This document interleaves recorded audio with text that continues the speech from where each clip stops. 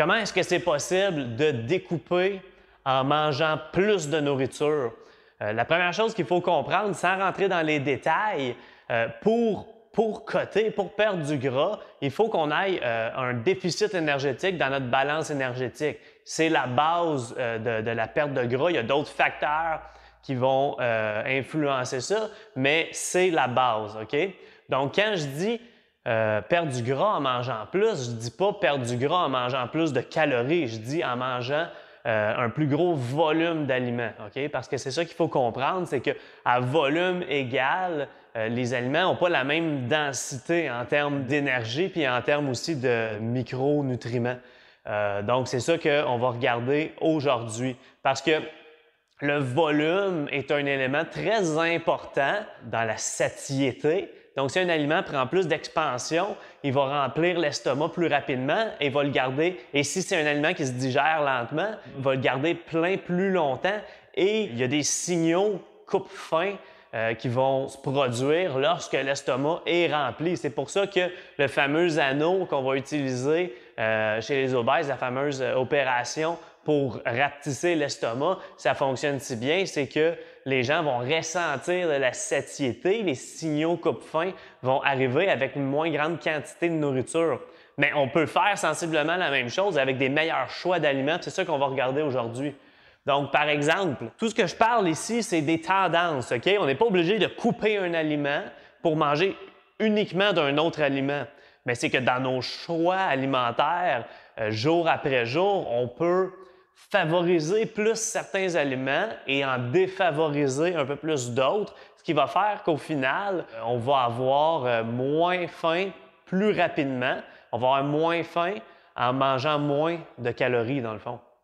Donc, par exemple, qu'est-ce qu'on peut faire au niveau de nos sources de protéines? Ce serait de diminuer les viandes et augmenter tout ce qui est volaille et poisson blanc. Dans le fond, y aller avec des sources de protéines le plus maigres possible parce qu'à volume égal, il va y avoir beaucoup plus de lipides, par exemple, dans les viandes rouges, mais aussi dans certaines parties de la volaille, par exemple, qui va faire en sorte qu'à volume égal, on va avoir plus de calories. OK? Donc, ça, c'est une chose qu'on peut faire. Après ça, ce serait peut-être de diminuer la quantité de suppléments de protéines qu'on prend. Si, par exemple, on prend un shake de protéines après l'entraînement, puis notre déjeuner, c'est un shake aussi, il faut comprendre que la poudre mélangée dans l'eau, c'est super rapidement absorbé, ça va quitter l'estomac très rapidement et ça va nous tenir plein beaucoup moins longtemps. Donc, on peut remplacer ça par des protéines solides, donc n'importe quelle protéine solide. Donc, si on avait l'habitude de prendre 2 shakes par jour, si on met ça à 1 ou à 0, on va avoir moins faim au final. Ensuite, un autre truc que peu de gens pensent, c'est que si on y va avec plus de pièces de viande complète et moins de viande hachée, par exemple. Si on mange 200 grammes de steak ou 200 grammes du même steak haché, c'est quoi la différence? C'est que mécaniquement, la viande, elle a été déjà mastiquée dans le fond, parce que c'est ça qu'on va faire. Quand on va manger, par exemple, un steak, on va le mastiquer, on va le déchiqueter en gros morceaux, éventuellement en purée. Mais quand on mange une viande qui est déjà hachée, en fait, c'est qu'on va le mastiquer directement en purée. Donc ça va faire en sorte que c'est plus long aussi manger quand on va manger ce morceau de viande complet-là. Donc, ça peut être plus intéressant comme ça. Aussi, des fois, les viandes hachées, on ne sait pas forcément exactement la teneur en gras, tandis que des fois, ça peut être plus facile quand on choisit nos pièces de viande parce que de la viande hachée, ils prennent des pièces puis les mettent ensemble, mais des fois, on ne le sait pas trop. Donc, ça, c'est un petit truc quand même assez simple à faire, mais qui fait une bonne différence. Ensuite, au niveau de nos sources de glucides, ce qu'on peut faire, c'est essayer d'augmenter notre apport de légumes. Puis quand je parle de légumes, je vais inclure aussi les légumes féculents comme les légumes racines puis les patates, ces choses-là. Donc, augmenter notre quantité de légumes et diminuer la quantité de grains céréaliers et de fruits qu'on va manger, encore là pour les mêmes raisons au niveau de la satiété. Et un point super important, ce serait d'augmenter la quantité d'aliments de sources de glucides complètes, donc non transformés. Les glucides, c'est souvent, les aliments dominants en glucides, c'est souvent une catégorie d'aliments qui vont avoir tendance à être plus transformés, surtout les grains céréaliers quand on parle de farine, etc. Donc, favoriser des aliments complets et diminuer les aliments transformés. Donc, je donne un exemple ici. On pourrait remplacer notre pain par un gruau. Déjà là, ça aurait un meilleur effet au niveau de la satiété. Ensuite, augmenter, ça c'est un autre truc que peu de gens pensent.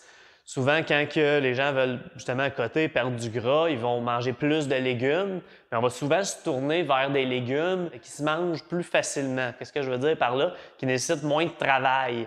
Donc, par exemple, les fameux concombres, c'est un bel exemple, ça. C'est un légume qui est très riche en eau, mais en fait qui va être très faible en fibres.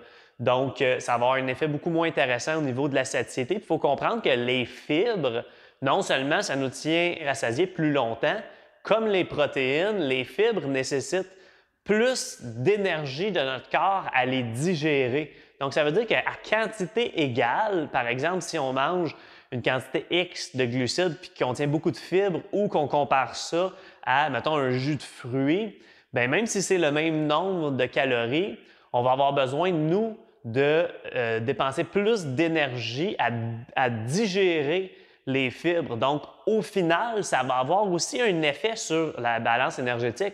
Ce n'est pas un effet énorme, mais c'est un cumulatif de toutes ces choses-là qui va faire une différence au bout de la ligne.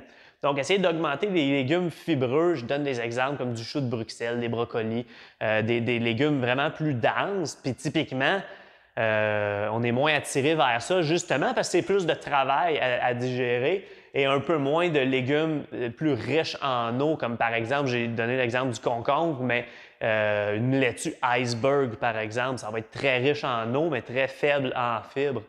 Des tomates, un autre exemple, OK? Donc, si on fait tous ces changements-là, plus dans ces directions-là, au final, on va avoir moins faim à la fin de la journée à calories égales.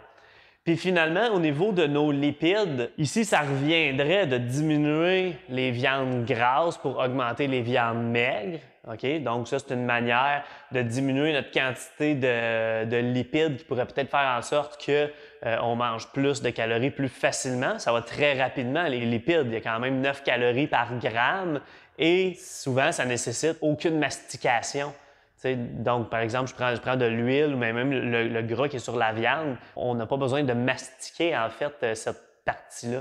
Diminuer peut-être les huiles et les huiles de cuisson, le beurre, l'huile de coco, ces choses-là. Donc, je ne dis pas de ne pas en consommer, mais peut-être essayer de les diminuer un peu si la faim est un problème, OK? Les diminuer un peu. Je garderais quand même de l'huile d'olive parce que c'est un super bon gras, mais c'est qu'on aurait tendance à les remplacer davantage par exemple, des avocats, des noix, des graines, donc des aliments complets qui nécessitent plus de digestion, mais qui contiennent aussi des fibres. Donc, ce qui reste intéressant pour augmenter justement notre fameux apport en fibres alimentaires.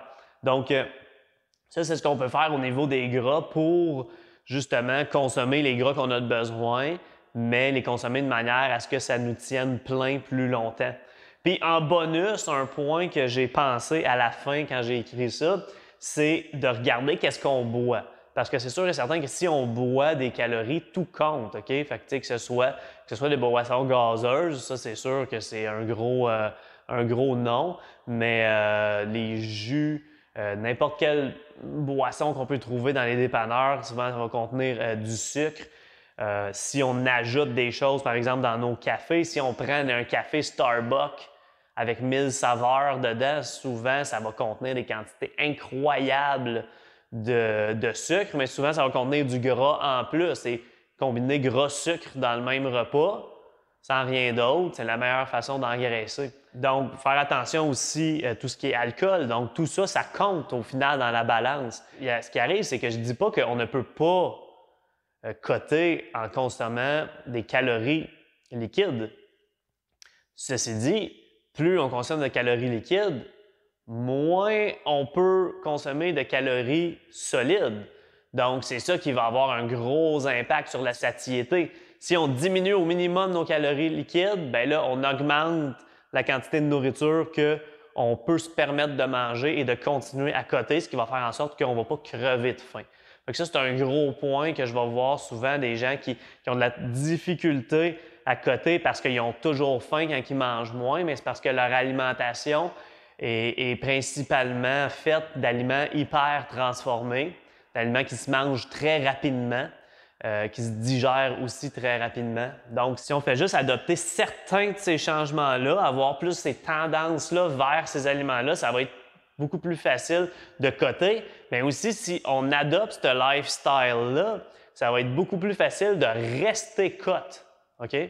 Donc, j'espère que vous avez trouvé ça intéressant. J'espère que ça va vous aider. S'il vous plaît, partagez si vous avez trouvé ça intéressant.